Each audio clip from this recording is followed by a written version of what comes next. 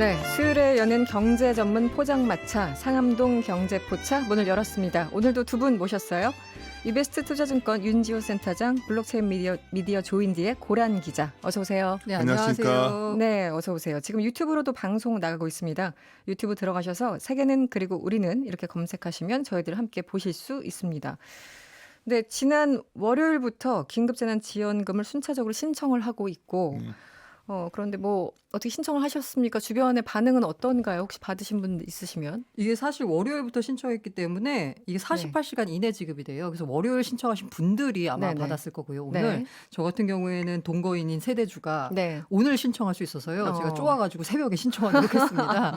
그래서 그랬군요. 아마 내일이나 내일 모레쯤 들어오겠죠. 그렇죠. 시차를 두고.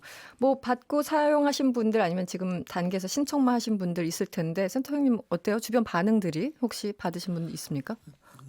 이렇게 말씀드리자면 네. 눈치들 보는 분들이 많더라고요. 제 주위에는. 센터장님은 이제 그 주변 분들이 연봉이 높아서가 아니라 네. 그냥 그래도 이거를 좀 정부 대통령께서 사회 지도층. 사회 지도층. 지도층은 아닌데 아니면서 이러니까 좀 웃기죠. 그래서 근데 하여튼 저도 아직 신청을 안 한 상황이고 신청했냐 정도 물어보는 정도입니다.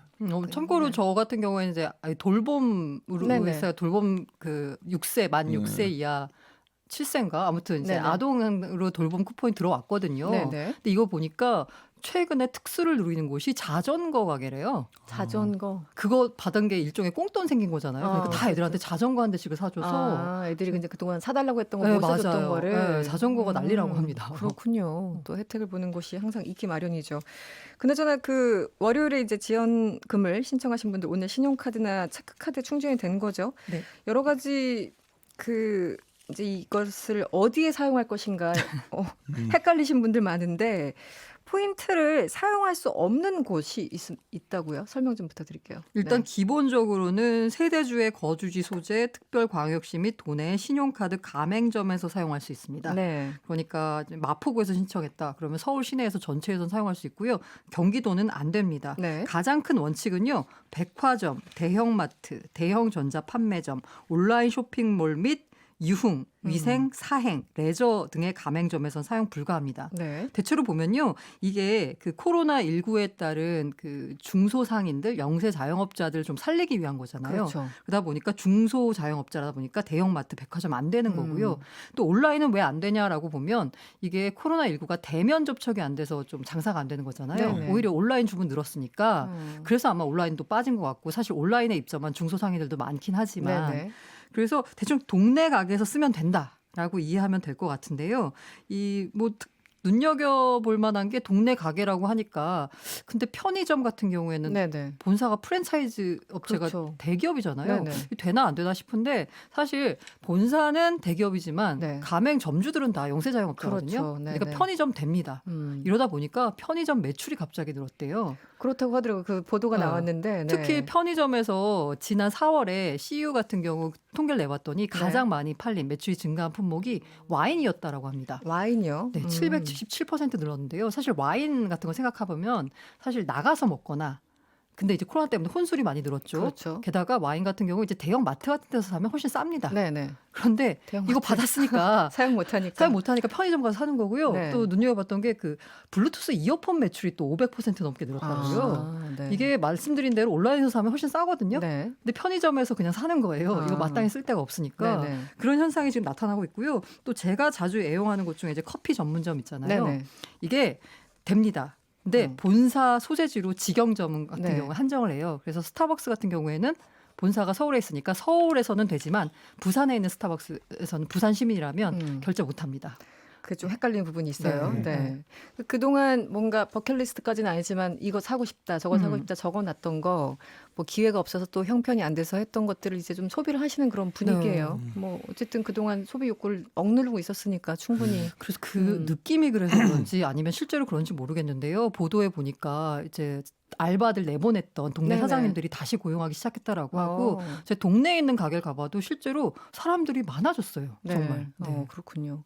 저도 오늘 오전에 뭐 그 카페를 좀 봤는데 예전에는 한 서너 석 정도 있었거든요. 제가 가는 시간에 거의 반 정도가 차 있어가지고 정말 좀 달라졌구나라는 거 느끼는데 어떻습니까, 센터장님은? 좀 이 사회적 거리두기 이후에 상황도 그렇고. 좀 뭐 불안해 되지만 거리에 사람이 많이 늘어난 건 맞는 것 네네. 같고요. 그리고 아까 방금 전에 말씀하셨지만 어떻게든 14조란 돈이 네. 풀리는 거고 단기간 내에 그렇죠. 돈을 써야 되기 때문에 네. 상당히 효과가 있지 않을까 생각이 음. 들고 또 하나는 예전에 우리가 IMF 때 금모으기 운동을 했잖아요. 네네. 이제는 100만 원 받았으면 플러스 100만 원 더 쓰기 운동 맞아요, 그게 좋을 맞아요. 것 같습니다. 네, 그러니까 맞아요. 나라에서 네네. 돈을 이렇게 줬다면 음. 저는 100만 원 주면 200만 원 쓸 생각도 있는데 아, 그렇군요. 근데 신청을 하는 걸 고민하니까 네. 아쉽지만 많이 많이들 가서 받으셔야 되겠네요. 지금 센터장님 같은 경우는. 예, 다음에 한번 밥을 먹지. 그래서 돈을 좀 많이 써야 될 것 같아요. 맞아요. 진짜 예, 그게 가장 첫 번째인 것 같습니다. 재난지원금의 취지가 소비 진작이잖아요. 그렇죠. 그러면 네네. 정말 기부보다는 오히려 많이 받은 거에 쓰는 게. 2배로 쓰는 음. 동네 가게에서 이게 더 취지에 맞지 않나라는 생각이 듭니다. 인센티브를 줘서 뭐 3배 쓰면 혜택을 주면 4배 쓰면 확실히 잘할 자신 있는데 실제로 네. 소득공제 혜택 더 많이 주니까요. 네. 요 기간 안에 소비하시면 아마 더 좋을 겁니다. 네. 그리고 어떤 분들은 이제 당장 현금이 필요하신 좀 어려운 분들이 있어서 그런 건지 소위 말하는 깡을 시도하는 사람들이 그러니까 생각하시는 분들이 있을 것 같아요. 이러면 안 되는 거잖아요. 네, 맞아요. 실제로 이제 재난지원금은 뭐 최근에야 나오기 시작했지만 지자체에서 지급한 이제 관련 지원금 있잖아요. 네. 선불카드나 지역사랑 상품권을 받았는데 이게 중고 거래 플랫폼 있잖아요. 뭐 중고나라, 네네. 뭐 당근마켓 이런 데서 네. 이걸 거래하는 사례들이 꽤 나왔습니다. 네. 쉽게 말해서 깡하는 거잖아요. 그러네요. 네. 그래서 정부가 행정안전부가 이런 이제 주요 온라인 중고래 업체와 손을 잡아서요. 만약에 이런 사이트 게시판에 긴급 재난지원금, 상품권, 지역 화폐 등의 검색어를 제한하기로 했습니다. 모니터링을 강화해서요. 네. 관련 게시물이 오면 삭제를 하고요. 거래가 적발되면 회원 자격을 최대 6개월간 정지를 하고 이 적발된 분들은 지원금을 도로 다 반납을 해야 됩니다. 네, 환수한다. 네, 그리고 파파라치 제도도 도입해서요. 네. 이렇게 하시는 분들 적발해서 이제 고발하면 네네. 포상금은 반환되는 금액의 30% 이내에서 결정이 된다라고 그렇군요. 합니다. 네. 그리고 지자체에서 이게 재난지원금을 악용하는 사례가 있는데요. 이 상인분들 같은 경우에 이건 기회다라고 해가지고 재난지원금을 쓰겠다, 이 카드 쓰겠다고 하면 수수료를 더 달라라고 하거나 맞아요. 네네. 아예 가격을 올려버리거나 어차피 네. 동네 가게에서 써야 되니까 이런 네. 사례가 있거든요. 이 경우에도 역시 단속을 강화해서요. 그 가맹점 등록을 취소하거나 아니면 이제 뭐 과태료를 부과한다거나 하는 식의 벌금을 물리는 방안을 지금 강구하고 있습니다. 이재명 지사 같은 경우는 정말 고발까지 했잖아요. 네, 이런 맞아요. 사례 적발해가지고 철저하게 좀 가려내야 될 필요가 있지 않을까 싶고. 알겠습니다. 그리고 오늘 이 얘기를 한번 해볼까요? 오늘 아침부터 화제가 된 뉴스 중에 하나가 현대차, 삼성, 일부 언론에서 보도를 봤더니 전기차 배터리 동맹 이렇게 제목을 달기도 했었는데 오늘 이재용 삼성전자 부회장 그리고 정의선 현대차 부회장 만났어요. 네, 왜 만났습니까? 예, 이 네. 부회장이 형식은 천안에 위치한 삼성 SDI 배터리 공장이 있거든요. 네. 여기에다가 정 부회장을 초청을 했습니다. 네. 둘이 함께 공장 둘러보고 점심 먹었는데요. 밥 먹으러 만난 거면 서울에서 만나면 되지. 뭐하러 천안까지 가서 만나겠어요. 그렇죠. 네. 그러니까 게다가 여기다가는 그 사장급, CEO급 임원들도 같이 동반했습니다. 네네. SDI 사장, 그다음에 삼성종합기술원, 여기 기술 총괄하는 곳이잖아요. 여기 사장 등이 나왔고요. 삼성 측에서는 현대차에서는 연구개발본부장, 이 사장급입니다. 네. 이런 사람들이 나왔어요. 그리고 실제로 배터리 관련돼서 브리핑을 받았다라고 합니다. 네. 이 그간 두 그룹을 보면은요, 사실 왜 삼성이 옛날에 차 사업에 진출했잖아요. 네네. 그러다 보니까 서로 별로 사이가 좋지 않았습니다. 음. 게다가 2016년 12월에 이재용 부회장 주도로 9조 원 들여가지고 자동차 전장 회사인 하만 인수했거든요. 네네. 이러니까 현대차가 신차 일부에서 하만의 카 오디오를 다른 브랜드로 바꿔버렸어요. 네. 둘이 약간 경쟁하는 관계였는데 이번에 이제 협력을 하겠다라고 네. 만든 거죠. 실제로 지금 현재 그 배터리 들어가는 건요. 네. 현대차에 들어가는 배터리는 LG화학이나 SK이노베이션이 생산한 배터리입니다. 둘 간의 그룹 간의 관계가 안 좋아서일 수도 있지만 네. 사실 기술적으로 봤을 때는요. 현대차는 파우치형 배터리를 씁니다. 네. 약간 이렇게 통처럼 생긴 건데요. 근데 삼성 SDI는 주로 각형, 캔형 배터리를 생산을 해요. 네. 그러다 보니까 안 맞아서인데 이번에 이렇게 뭔가 두 만나는 총수가 거는? 회동을 하고 게다가 뭔가 브리핑도 받았다고 네. 하니 앞으로는 뭔가 두 업체 간의 협력이 강화되는 거 아니냐라는 얘기가 나오고 있습니다. 실제로 현대차 같은 경우에도 자율주행하려면 삼성 반도체나 5G 네트워크 기술 필요하거든요. 네. 삼성전자 같은 경우에는 전장 사업이나 자동차 디스플레이 등에서 협력할 부분이 또 많고요. 그러니까 과거에 약간 매달리기보다는 미래를 위해서 앞으로 서로 나가자. 손을 잡는 거 아니냐라는 네. 얘기가 나오고 있습니다. 일단 만났다는 건 할 얘기가 있다는 거고 맞아요. 협력할 사업이 있다는 건데. 게다가 천안 네. 공장에서 만난 거잖아요. 그러니까요. 네네. 센터 형님은 어떻게 보셨어요? 일단 뭐 보도마다 약간 각도가 다르긴 한데 두 사람이 나이가 비슷하다. 평소에도 뭐 그렇게 뭐 나쁜 사이 아니다. 식사하는 사이다. 뭐 이런 식의 보도가 나오고 있는데 재벌 경영자들은 자주 안 만나나요? 원래? 한 건너면 다 네. 흑맥도 연결돼 있고 인맥도 그렇잖아요. 다 아는 사이겠죠. 네네. 뭐 상가집에서도 만날 수 있고. 네. 근데 오늘 만났을 때는 여러 가지 방금 전에 고란 기자님이 아주 잘 정리해 주셨는데 우리가 원하는 게 이거잖아요. 우리나라 기업들이 가진 경쟁력을 합쳐가지고 글로벌 시장을 제패하길 바라는데 네. 뭐 아주 사진을 멋지게 찍으셨죠. 네. 이제 악수하는 사진과 동맹 같지는 않아요. 동맹이 될 것 같지는 않은데 네. 그래도 뭔가 그런 가능성을 내비쳤다는 점에서 굉장히 언론의 주목을 받지 않나 이렇게 보고 있습니다. 네.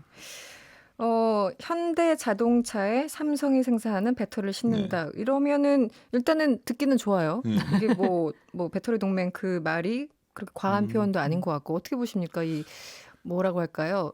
둘 간의 어떤 아까 고란 기자가 설명했듯이 예전에는 경쟁 관계였지만 앞으로는 좀 같이 가자는 거잖아요. 네. 배터리 동맹은 과한 표현 같습니다. 과한 표현입니까? 왜냐하면 네. 현대차가 현재 LG화학에서 배터리를 공급받고 있고요. 기아차는 SK 이노화한테 받고 있는데 네. 지금 보시면은 오늘 이제 나왔던 게 전고체 배터리인데 네. 이게 이제 계속 시장에서는 이제 얘기를 해오던 거예요. 고체화되면 여러 가지 진일보한 기술이고 네. 이걸 실제로 가지고 있는 기업은 일본 기업들이기 때문에 그나마 좀 가까이 간 게 SDI죠. 근데 SDI가 먼저 움직였다고 해서 과연 SDI의 전고체만 쓸까? 제 생각에는 네. 3사를 다 쓸 것이다. 결국 그렇게 현대차가. 보십니까? 네. 그래서 길게 본다면은 어떤 삼성 SDI와 함께 하는 걸로 가지만 네. 마치 이게 결정적으로 이 배터리 이걸 쓰고 가는 그런 구조는 아닐 거라 보는 게 당연하죠. 왜냐하면 현대차 입장에서는 현대차 배터리를 만들고 싶을 거예요. 그렇겠죠. 이왕이면. 이렇게 하는 건 네. 나라의 어떤 협력 차에서 하는 거기 때문에 네. 제가 보기에는 뭐 배터리 성능을 개선시키기 위한 노력이지 둘만의 어떤 배타적 관계의 가능성은 매우 낮지 않나 이렇게 보고 있습니다. 어쨌든 자동차의 어떤 그 구성, 뭐 구조 형태 이런 것들이 많이 바뀌면서 앞으로도 달라질 텐데 이 배터리 사업이라는 게요 다 차치하고 우리 경제의 차세대 먹거리가 될 수 있는 건가요 기본적으로? 엄청나죠. 전망 가능성. 근데 네. 가장 놀라운 거는 우리 테슬라 하면은 좀 네네. 망할지 모른다고 했었는데 다니다 보면 테슬라가 보이잖아요. 네네. 맞아요. 그렇더라고요. 보이더라고요. 또 주위에 정말 테슬라를 타본 사람들은 테슬라를 사고 싶어지거든요. 그렇군요. 그리고 네. 애플 아이폰처럼 완전히 좀 어떤 상징성도 있고. 네네. 근데 이제 문제가 있어요. 이제 우리나라 기업들이 배터리가 굉장히 이 자동차가 전기차로 커질 거기 때문에 소프트웨어도 엄청 늘어날 거예요. 네네. 어쩌면. 근데 그런 거 커지는 건 알겠는데 이 배터리가 굉장히 많은 비중을 차지하기 때문에 우리 산업이 발전해서 이걸 잘 커버하면 좋겠는데 문제가 하나가 아까 지적한 게 뭐냐면 기술도 중요하지만 원료가 매우 중요합니다. 네. 배터리 가격이 내려와야 되거든요. 네. 코스트 다운이 돼야 되는데 원료라는 게 결국 뭐 니켈, 코발트부터 온갖 해서 원료가 나올 텐데 아쉽게도 우리나라의 업체들이 지분 그런 자원 기업들의 지분을 많이 안 갖고 있어요. 우리가 두려워하는 건 중국은 굉장히 그쪽에 많이 투자를 해놨다는 거죠. 네네. 그래서 어쩌면 장기적인 경쟁력 확보를 위해서 기술력 자체도 중요하지만 이런 원료 코스트를 낮추기 위한 지분 투자 과연 우리 기업들이 과연 여력이 있겠는가? 네. 그 부분이 오히려 장기 성장이 있는 건 분명하지만 우리가 그 내에서 시장지를 어느 정도 유지할까는 좀 고민스러운 부분이 있죠. 네. 현재는 굉장히 막강한 시장지를 갖고 있지만 예. 고란 기자는 어떻게 보세요? 저는 이 업체가 뭐 배타적은 아니라고 해도 어쨌든 간에 매출처가 하나 더 늘어나는 거고 공급 네. 사이드가 하나 더 늘어나는 거잖아요. 네네. 긍정적이라고 보고 있고요. 오늘도 브리핑을 할 때 네. 한 번 충전으로 약 800km를 주행할 수 있는 차세대 배터리 기술을 브리핑을 했다라고 네. 해요. 보여 시연했어요. 네. SDI에서 그러니까 이게 어떻게 보면은 우리나라 배터리 업체들끼리는 경쟁을 통해서 기술을 발전시킬 수 있는 거고 네네. 또 우리나라에서 그 배터리를 탑재해서 자동차를 생산하는 업체는 다른 나라의 자동차보다 한 단계 더 나아간 전기차를 생산할 수 있는 거니까 네. 어쨌든 윈윈이 될 것 같다는 생각이 네. 듭니다. 네, 알겠습니다. 그리고 이 얘기를 한번 해보죠. 증시에 상장된 기업들이 1분기 실적을 발표하는 뭐 실적 시즌이라고 하죠. 마무리돼가고 있는 그런 상황인데요. 내일 모레 금요일이죠. 실적 제출 시한. 그런 게 이제 1분기 실적은 전반적으로 어떻습니까? 이게 뭐 업종별로 다른데요. 네네. PB가 정말 엇갈렸습니다. 네. 일단 마이너스 유가 상황까지 아, 벌어졌잖아요. 네네. 이 정리업계 말 그대로 초토화됐습니다. 초토화. 재앙 수준인데요. 네. 4개 정리업체 1분기 영업 적자가 4조 원을 넘습니다. 1분기. 1분기예요. 지난해 이들 4개 업체가 네. 연간으로 해서 3조 1천억 원 벌었거든요. 네. 근데 한 개 분기 만에 그냥 다 진짜 까먹은 거죠. 대단하네요. 네. 네. 그리고 국내 은행 같은 경우에 오늘 금융감독원이 집계해가지고 얼마를 벌었냐를 봤더니 네. 1분기 당기순이익이 3조 2천억 원이에요. 네. 1년 전보다는 7천억 원이 줄었습니다. 근데 여기 또 언론이 주목한 게요. 네. 이자 이익이에요. 이게 이자. 쉽게 말해서 예대마진 장사하는 거거든요. 네네. 요게 10조 1천억 원이에요. 여전히 10조 원을 지금 웃돌고 있는 상황이라서 네. 뭔가 좀 씁쓸한 면은 없잖아 있습니다. 그러네요. 그리고 오늘 이마트가 실적을 발표했는데요. 네. 1분기 영업이익이 전년 동기 대비해서 35% 줄었습니다. 그런데 지난해 4분기를 보면은 적자 났었거든요. 네. 흑자 전환했어요. 그래서 이 점포들이 코로나 방역 때문에 휴점했던 2월이나 3월 상황을 고려하면 의미 있는 성과다라고 했습니다. 여기는 굉장히 좀 안 좋을 거라 생각했었는데 네, 어떻게 예상보다 이렇게 괜찮은 됐죠? 거예요. 그렇죠. 게다가 근데 반면에 이제 이마트 말고 분리했잖아요. 신세계가 있잖아요. 여기 네네. 이제 백화점하고 면세점 하는 곳이요. 네네. 여기는 정말 1분기 영업이익이 전년 동기 대비 97% 줄었습니다. 거의 100%네요. 면세점, 백화점 다 안 되잖아요. 정말 그러네요. 코로나19 직격탄을 맞았는데 3개월간 영업이익이 33억 원이에요. 단순 계산하면 하루 평균 3천만 원 벌었다는 거예요. 신세계 같은 그 회사가. 반면 또 NC소프트 게임 업체 네, 대박 게임 났습니다. 맞습니다. 여기 사상 최대 실적 경신했고요. 네이버, 카카오 역시 사상 최대 실적을 지금 경신하고 있고 네. 카카오 같은 경우에는 드디어 네. 시가총액 10위에 들어갔습니다. 그래요? 네. 드디어. 일단 집에서 할 수 있는 것들이 돈을 버네요. 그렇죠. 게임 등등. 센터장님은 게임 좀 하십니까? 잘합니다. 전혀 못 하십니까? 우리 애들이 맨날 하고 있는데 저 네. 왜 재미있는지 모르겠어요. 그거. NC소프트 같은 경우는 린저씨라고 해서 네. 리니지를 했던 아저씨들이 다 매출 올려줬다고 그러는데 네. 센터장님은 해당이 안 돼요. 해당이 안 되는 하여튼 아저씨군요. 방금 네. 지적하셨지만 저도 이제 1분기 시절 금요일이다 보니까 아무래도 이렇게 요구를 많이 하니까 자료를 네. 잘 나왔어요 1분기가. 사실은 우리가 추정치 있는 것들 보면 100이라고 보면 예상했던 게 한 순이익이 100.5 나오고 네. 한 100.2 정도 다 네. 100을 넘어섰기 때문에 네. 어떻게 보면 우려가 컸었는데 상당히 괜찮게 나왔고 이후 전망치도 그렇게 나쁘진 않습니다. 주가 올라온 게 그냥 이유 없는 상승만은 아니었구나. 네. 오히려 그런 거를 느꼈던 이번 실적 시즌 아닌가 싶어요. 이 소위 동학 개미 운동 네. 이제 그런 게 제가 나올 때마다 이 얘기를 해가지고 계속 웃고 있었는데 이 개인들이 주식 투자에 나서면서 가장 많이 사들인 기업이 삼성전자 네. 비롯해서 소위 말하는 IT 대형주잖아요. 다른 곳에 비해서 잘 안 오르고 있습니까? 네, 이게 사실 네. 저점을 3월 19일 날 찍은 다음에 다들 다 급하게 반등했거든요. 특히 앞서 말씀드린 네이버나 카카오 같은 경우에는 연일 신고가 행진하고 있습니다. 네. 그리고 이제 바이오 생각하면 당연히 약간 잘 나갈 것 같은 느낌적인 느낌이잖아요. 네네. 그 삼성 바이오로직스 같은 경우에는 연초 40만 원대 주가였거든요. 네. 오늘 종가를 보니까 61만 6천 원으로 신고가를 경신했습니다. 그러네요. 네. 반면 삼성전자 같은 경우에는요. 연초에 5만 5천 원 선이었어요. 네. 그러다가 6만 2,800원까지 올랐다가 4만 2천 원대로 급락했거든요. 근데 지금 올라와 봐야 네. 4만 8천 원 선입니다. 못 올라왔죠. 올 초에가 6만 5만 5천 원이요. 초에 5만 5천 원. 네. 네. 그리고 SK 하이닉스 역시 저점보다는 올라오긴 했지만 다른 부분에 비해서는 상당히 부진하고요. 말씀하신 대로 문제가 뭐냐면 이 동학개미라고 불리는 이 개인 투자자들의 순매수액의 절반 정도가 네. 삼성전자와 SK 하이닉스에 쏠려 있다는 점입니다. 네네. 그러니까 이 개인들이 많이 산 종목은 상대적으로 덜 오르고 최근에 네이버나 카카오 같은 네. 잘 나가는 종목들 보면 외국인과 기관이 많이 사고 있거든요. 그렇기 때문에 여기서 또 한 번에 또 수익률 차이가 지금 나타나고 있어서 조금 안타까운 면이 있습니다. 센터장님 막연히 이제 듣다 보면 IT 대형주 같은 경우는 왠지 다른데 다 이렇게 죽어도 올라갈 것 같은데 생각보다는 기대만큼 안 오르는 거네요. 그냥 너무 네. 시간을 짧게 보셔서 그렇죠. 지난 금융위기 이후에 우리나라에서 시가총액이 가장 커진 것들은 네. 삼성전자로 대표되는 네네. 그 IT 하드웨어 주식들이었죠. 근데 왜 이렇게 최근에 부진했냐면 네. 원래 이제 반도체라는 가격이 있단 말이에요. 그게 이제 연간으로 올해 하반기까지 되게 좋아질 거로 봤었어요. 네. 근데 코로나 사태로 해 아주 재고가 쌓이고 하니까 최근에 이제 스팟 가격이라는 게 이렇게 내려오니까 가격이 내려갈지도 모른다는 불안감이 생긴 게 한 달 정도 됐습니다. 네. 그러니까 그 기간 동안에 좀 그러한 소위 다른 섹터에 비해서 반도체에 대해서 좀 불안감이 있었고 또 당연히 글로벌하게 한국을 많이 투자했던 기업들이 반도체 기업이니까 외국인들이 계속 판 거죠. 네네. 여기서 이제 생각해야 되는 게 과연 이런 반도체나 이런 소위 일반 네. 투자자분들이 많이 사신 종목이 실적이 안 좋냐는 거예요. 아까 실적 우리가 얘기했었잖아요. 그러면 올해 연초 대비로 봤을 때 이익이 좀 좋아지는 것들 국내에 한 10개 대분류를 놓고 딱 3개밖에 없습니다. 세 3개 개. 뭐냐면 헬스케어, 네. 그다음에 두 번째가 커뮤니케이션인데 여기에 어. 이제 카카오, 네이버, 아까 게임즈 다 말씀하신- 들어있고요. 세 번째가 IT예요. 네. 그러면 둘은 그래도 잘 올랐는데 IT가 못 갔다. 그러네. 그러면 오히려 오늘 우리가 이런 얘기를 하고 있는데 이제부터 될 수도 있는 거죠. 그런 조건이 뭐냐면 외국인이 덜 팔아야 되는데 네. 맞아요. 너무 많이 봤는데. 그렇죠.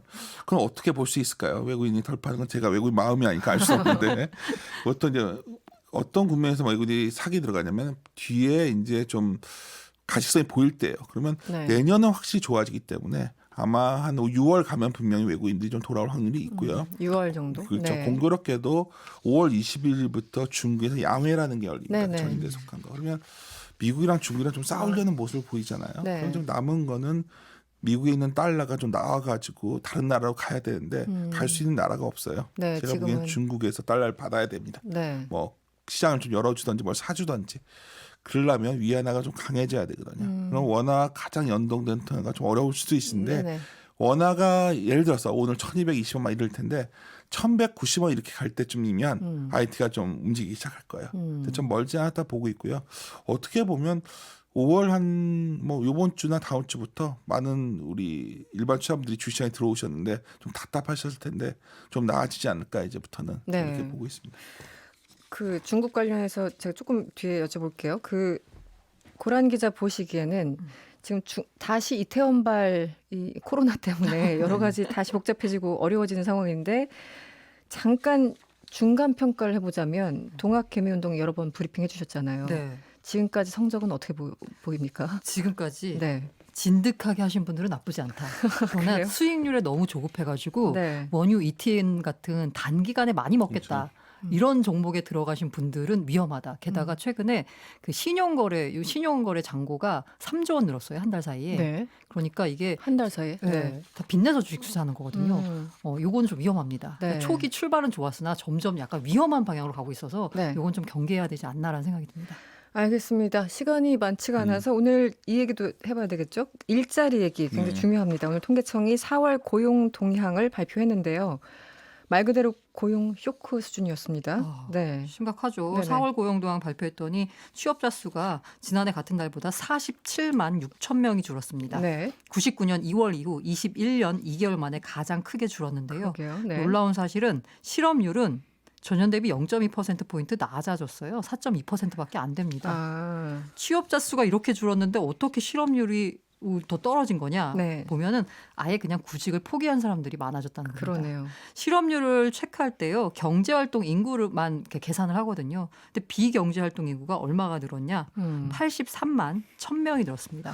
많이 늘었네요. 이 가운데 네. 구직 단념자가요. 61만 6천 명으로 역시 사상 최대를 기록했습니다. 음. 고용이 어디서 특히 나빴냐를 보면은요. 네. 고용 취약층 성격이 강한 20대, 임시, 일용직, 자영업자 등에서 특히 충격이 컸는데요. 네네. 15세, 29세 취업자가요. 2009년 1월 이후 최대폭 24만 5천 명이 줄었습니다. 네. 이게 무슨 얘기냐? 기업들이 아예 새로 사람을 안 뽑는다는 거예요. 그러네요. 지금 네. 현재도 힘들기 때문에. 2009년이면 그때 글로벌 금융이 맞아요. 그 당시인데 대단하네요. 네. 그 지금 상황이 고용 1, 2월은 조금 버티는 네. 분위기였는데 이제 3월부터 확 안 좋아지면서 3월 계속 더 안 좋아지잖아요. 수치가 2배 이상 뭐 늘고 있는데 아 이거 예측하기가 힘들죠, 센터장님. 이 고용이라는 요새 게. 굉장히 유행하는 용어가 네, 자산은 인플레이션 시대고 네, 일자리는 디플레이션 시대에 들어갔다 이런 표현을 씁니다. 그러니까 우리가 네. 이제 일자리를 만들어야겠죠. 네, 네. 근데 어쩌면 일자리 디플레는 네. 굉장히 일상화되고요. 그러다 보니까 최근에 우리가 돈을 받았잖아요, 정부한테. 네. 좀 기본소득 같은 논리가 자꾸 나올 수밖에 없는 이유가 그럴 수밖에 그냥 없어요. 만성적 네. 수요 부족과 일자리 부족이 아마 일상화될 것 같습니다. 제 생각에는. 네. 아마 코로나가 그걸 가속화시킨 부분이 있기 때문에 우리가 좀 받아들이고 살아야 되지 않을까 저렇게 보고 있습니다. 네, 문자를 음악이 나오고 있어요. 고란 기자, 세 줄 요약 부탁드립니다. 재난지원금으로 동네 가게 살아나라. 고용 참사 IMF 이후 최악이라. 전국민 고용보험으로 제발 안 되게 제발. 네. 9817번님 문자 주셨는데요. 윤지호 센터장님 오늘 정말 잘 들었습니다. 고민 중이던 동학개미 1인 올림 이렇게 편지를 쓰셨어요. 그리고 네, 걱정인데요. 여기 오늘 도라 그랬어요. 도. 오늘 중요합니다. 네. 그리고 2018번님 고란 기자님 팬입니다. 얼른 퇴근하세요. 네, 집에 가겠습니다. 네, 별까지. 네, 이분들 집에 가십니다. 상암동 경제포차 문을 닫겠습니다. 지금까지 이베스트 투자증권의 윤지호 센터장, 조인디의 고란 기자였습니다. 오늘 고맙습니다. 네, 감사합니다. 감사합니다.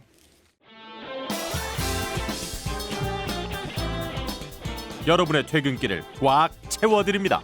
평일 저녁 6시 5분 이승원의 세계는 그리고 우리는